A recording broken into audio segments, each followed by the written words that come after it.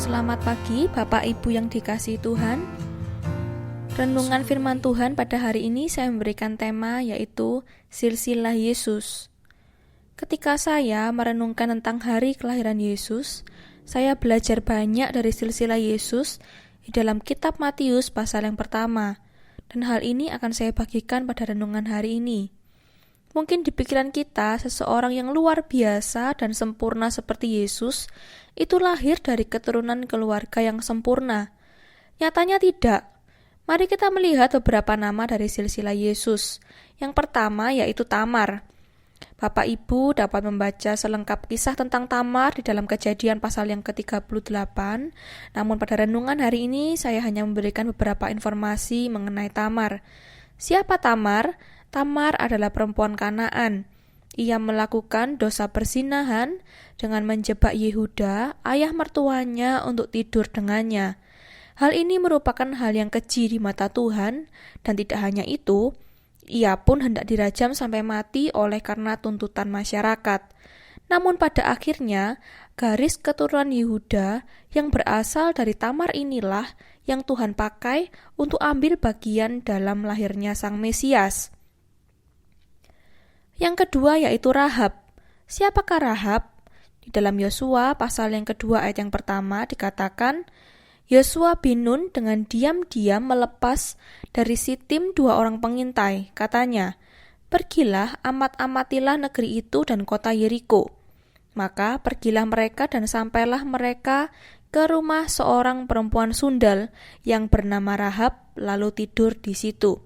Iya, betul Bapak Ibu, Rahab adalah seorang perempuan dengan latar belakang yang tidak kalah buruk dengan Tamar.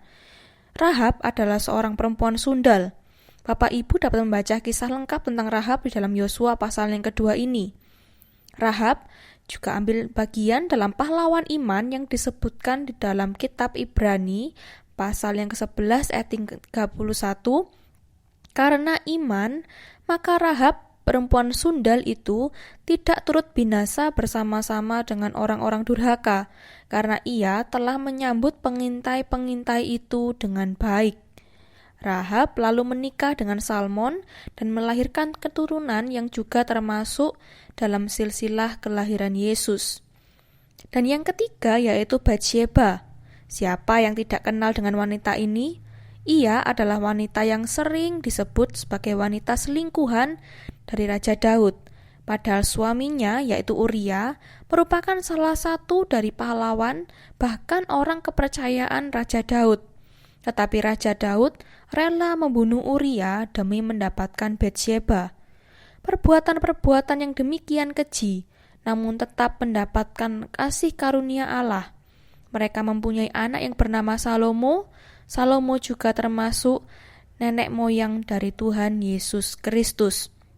Dan masih banyak lagi. Dalam daftar silsilah ini dihuni oleh sebagian besar orang yang pernah melakukan dosa-dosa yang serius di masa lalu.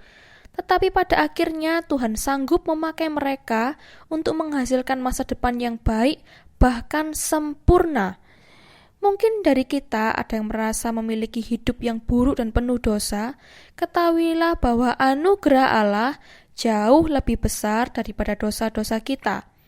Yohanes pasal yang ketiga, ayat yang ke-6 sampai 17 mengatakan, karena begitu besar kasih Allah akan dunia ini, sehingga ia telah mengaruniakan anaknya yang tunggal, supaya setiap orang yang percaya kepadanya tidak binasa, melainkan beroleh hidup yang kekal.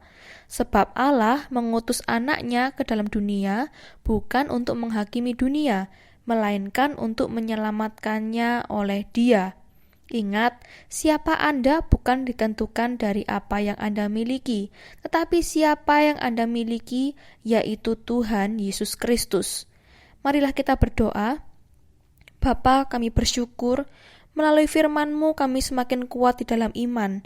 Kami percaya seburuk apapun kondisi kami, latar belakang kami, keuangan kami, itu bukanlah penghalang untuk kami memiliki masa depan yang penuh harapan.